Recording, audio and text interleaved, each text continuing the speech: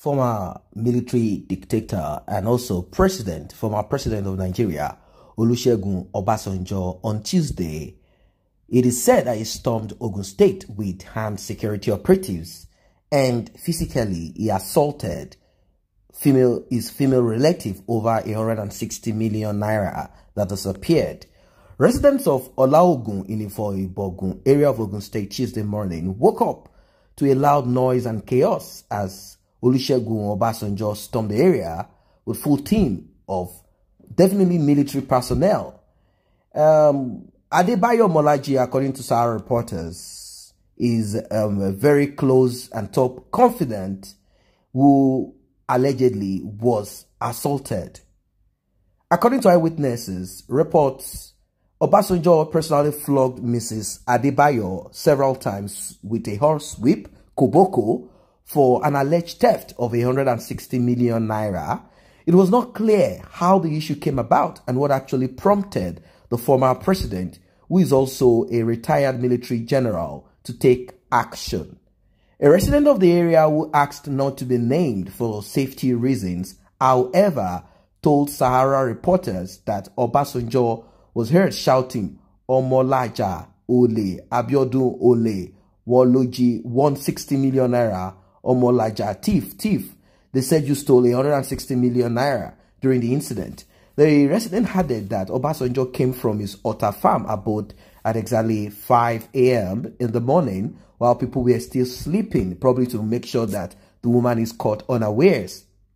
Now, that's what happens when you have a military dictator, a top general in the army, and one that has ruled the nation in your family. If you are not careful, both you, your wife, your children, if you're even children of this person, relatives, cousins, and all of that, is able to oppress you the same way he would have oppressed if he was the president. He did exactly what it is.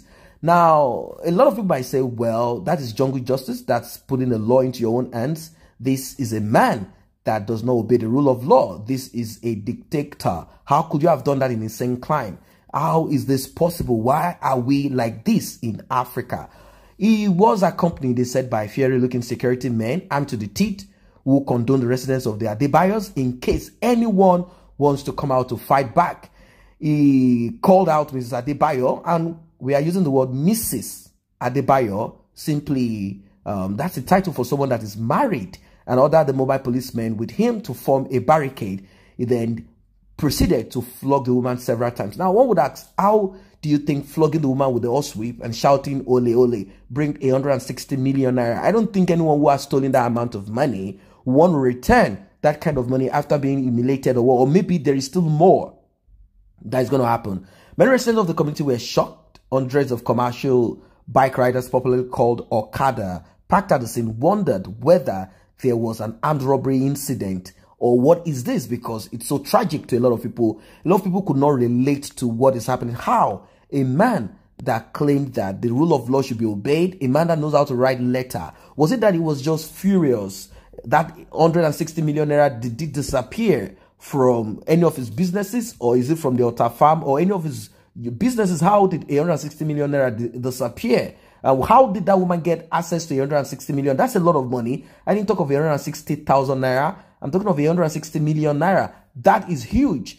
So it's not clear what the issue is all about, where she actually got the money from, what business she did, and all of that. All we heard, that is said, that is heard, according to Sahara reporters, is that he kept shouting, "Omolaja, Ole, Abiodun, Ole, Woloji, 160 million." So it is now, they said you stole. That is it. They said you stole 160 million naira. Who said this? Did he kind of get this information from some spiritualist or something? Or was there any investigation that could have prompted all of this? And even if there was any investigation, there are ways that things such as this could be handled. But we live in a geographical expression, a contraption. According to the indigenous people of Biafra, they call it a zoo. We live in a country where anyone with power can, without obeying the law, can go on ahead to do whatever it is. It could be that this woman was set up. It could be just any other thing. We don't know what it is all about. Probably news, more stories as regards to this will come up. But how is it possible that a man, either because he has been in the military either as a military officer, police, or any of the agencies, would make use of such agencies and say, once a soldier, always a soldier, and we keep repeating this nonsense. After all, there are military personnel in other countries. We have military personnel in the United States, we have military personnel in other countries. They cannot act outside of the law. Being a military personnel, I understand that the structure of things back then in Africa, and even till date, where some of them call themselves repentant democratic people and all of that, they are still dictators. They have all that structures in Africa, and this has kind of embedded into the minds of people. Imagine a military man that should be in the barracks and focus on what the law says you should do. They would rather go into they'll go around and start oppressing the people. You see videos of military personnel saying, oh, they beat up a soldier, which is wrong. But you hear them say, oh, do a short video and say, we are going to do this, we are going to do this. And that person is not called and dealt with because there is this wrong approach to doing things. And this thing is in the agencies, military, paramilitary, even among civilians. So that's it. One would wonder if there is an armed robbery. Well, that is not an armed robbery. It is kind of an accusation or maybe an armless robbery. But 160 million naira is said to have disappeared. Now, several attempts to get reaction of Kehinde Akinyemi's spokesperson for Obasanjo was unsuccessful, of course, as his telephone lines were not reachable as at the time of this report. Of course, even if he had information, he will never be able to come out unless he will be whipped with koboko or sweep if he dares that, as there is no law that protects or governs anyone. Anyone can act. The law is below, underneath a lot of people. That's it. So people say, what about you that stole $16 billion power project, $16 billion power project? Where is the electricity? You need to be flogged from generation to generation because we are talking of $16 billion.